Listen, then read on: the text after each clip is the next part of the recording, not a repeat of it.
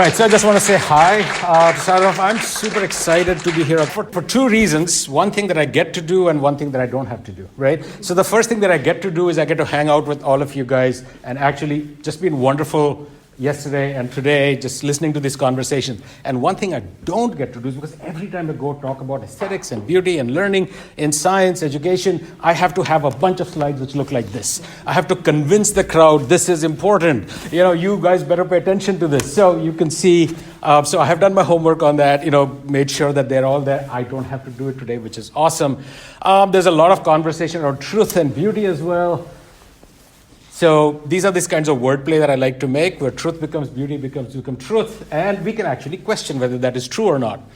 But one of my favorite quotes that I had to include here was Boltzmann reading Maxwell on the dynamical theory of gases. And I won't read the whole quote out, but just look at the parts that are highlighted. I love this sort of analogy that is being made with music. There is drama, there is movement, there is excitement in the flow of the ideas. And I think when we talk about education and we talk about aesthetics and the designing of experiences, some of those things play out as well. So that's me, that's my contact information. I do reply to every email I get, even though sometimes I might be slow in doing so. Background, undergraduate degree is in engineer, went off to make educational film, ended up getting my PhD in education, and I've been in education in some shape or form as a parent, as a school board member, and so on. So just to give some context, Brendan, when you started yesterday, you talked about that people often, what does this beauty thing have to do with science? For some weird reason, from very early on, that seemed obvious to me. And I think partly because I was just interested in everything and all these connections and so on.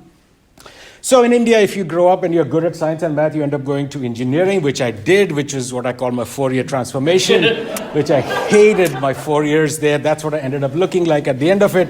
And honestly, I felt like a failure. And that's when I decided that I think, motivates me as an educator, knowing that I was a reasonably smart guy sitting there and the system was just spitting and chewing me out, right? And so that leads me to my sort of job in education, which is bringing these ideas of design to education. So a little digression here, partly because of conversations we had last evening.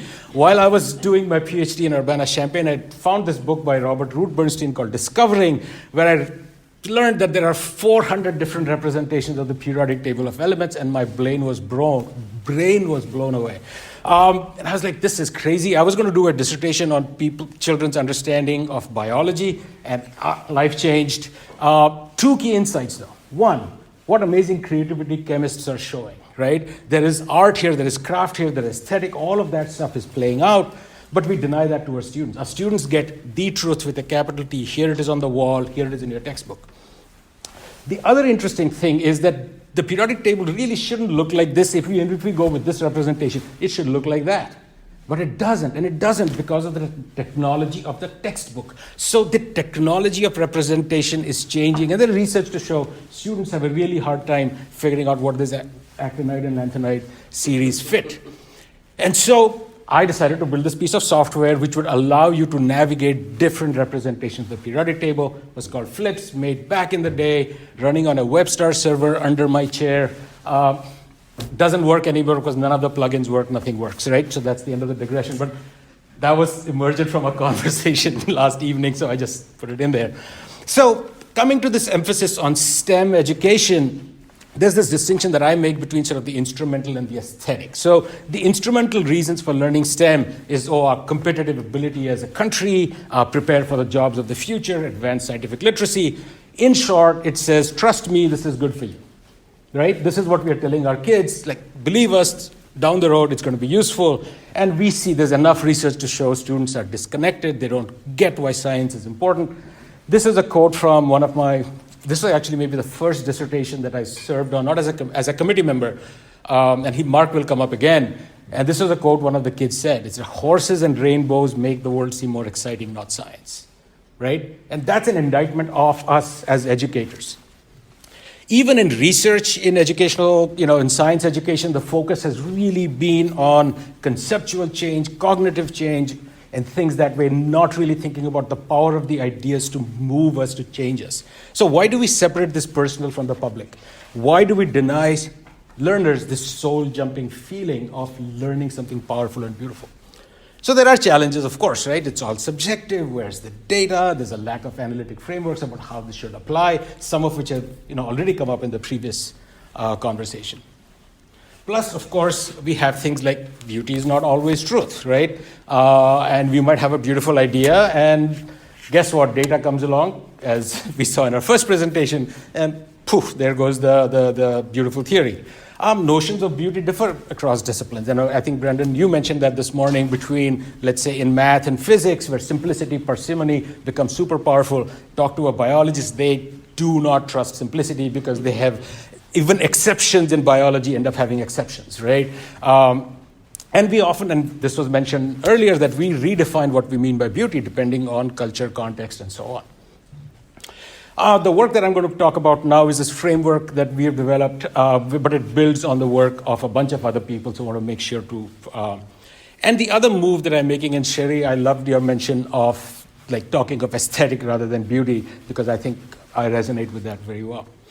And so in truly to understand the aesthetic experiences, that's when you're fully present in the moment, when your senses are operating at peak value. And this is one of my favorite quotes from Bob Stake, who was a professor at Illinois. He says, beauty lies in the eye of the beholder, but is inseparable from the flower. And what it means is that there is a transaction between the object and us. That's where the aesthetic experience lies, is in that transaction. It is not inherent in the object itself, nor is it inherent in the person, which means you can be educated, it can be cultivated.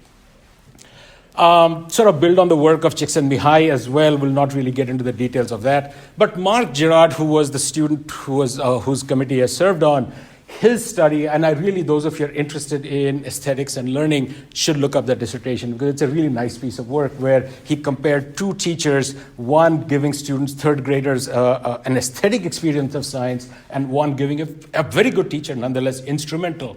What you find is students in the aesthetic experience talk more about it outside of school. They bring school stuff into home, and vice versa. They are engaged with the ideas. They make analogies, they make metaphors. It's really a great study.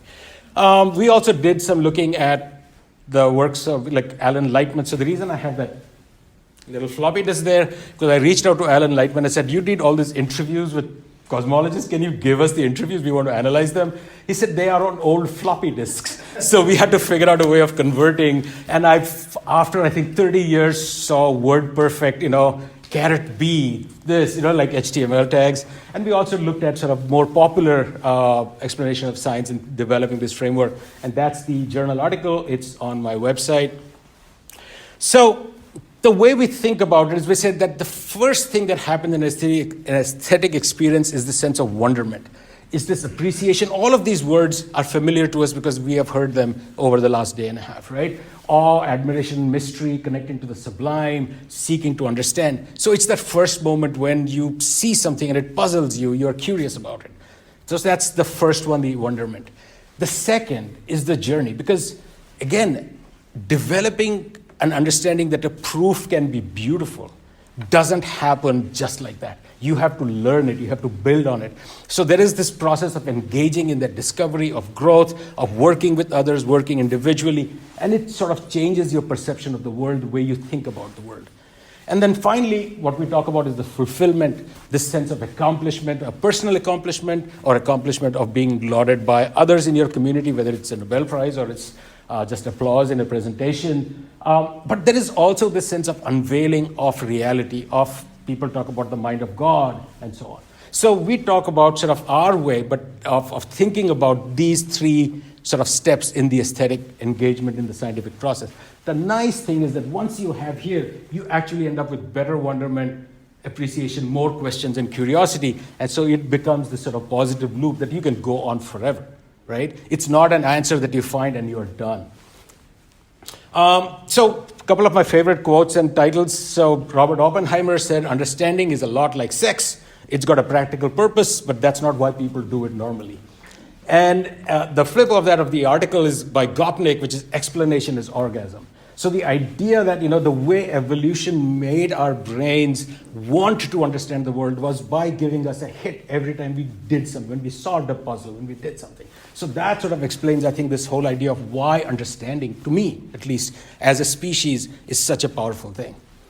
Now, connecting to science education, we did a study early on, back in 2002, I think, of pre-service science teachers. Turns out most of them are instrumental thinkers.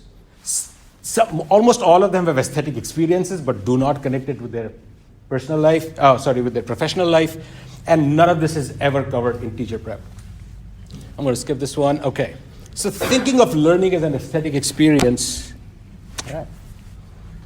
The belief that all genuine education comes through experience does not mean that all experiences are genuinely educative.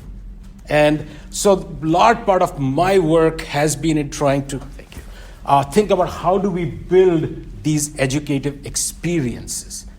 And aesthetics is a critical component of a powerful educational experience. So these are some of the elements that we try to think about.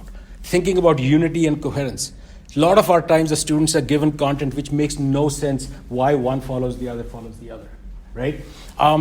We give little opportunity for creativity and play. And my research group is called the Deep Play Research Group because we want to play, but we want to play with ideas. We want to play not at the surface, but with deeper ideas. And there is a dramatic quality to an experience that Dewey talks about. It is aesthetic, it's compelling. And so very often in my classes, students don't know what we're going to do next week. And they're like, what? We'll find out. And so there's this sense of unfolding that happens. I take a lot of analogies from cinema and try to apply them to a 14-week course. Sometimes it works, sometimes it doesn't. This is an example with STEM educators in Chicago where we would have these moments we used to call World of Wonder, where we'd ask them to ask questions about the world around them, to see it in a new way, and try to figure out what's going on. And they started using these in their classrooms with their children. And I have a great story about that, which I don't have time to get into. Never ask a question to which you know the answer. And this is a philosophy that we apply to assignments that I give my students. And I expect that they should do the same when they talk to their students, whether a kindergartner or a fifth grader or a high school student. Because you have to ask genuine questions. It's only then that true education can happen. But just as this aesthetic is important, this is a paper that my student Rohit and I have been wanting to write for a long time. Maybe it'll never get written, where life is going. Or I could just ask ChatGPT to write it and that'll be fine. Of the aesthetic encounter. And what we mean by that is that for an aesthetic encounter to work, every little thing has to work well. A good movie, if you're watching, you're completely engrossed in it, one actor comes and does something off, the whole thing collapses. So the emails that we send our students, the messages that we give at the end of the semester, the way we communicate, way we greet them, sometimes count more than how much effort we put into the design of that activity that they will do in class. And that's a really important thing. And I think it is undermined a lot by things like this, right? During the pandemic, my daughter used to take these exams where she'd have to scan the whole room and then, sit still. If she fidgets, makes a noise, she would get a 0. It starts with the assumption that the student is a cheat. There's no way you can have a powerful aesthetic encounter if the beginning interaction is negative, right?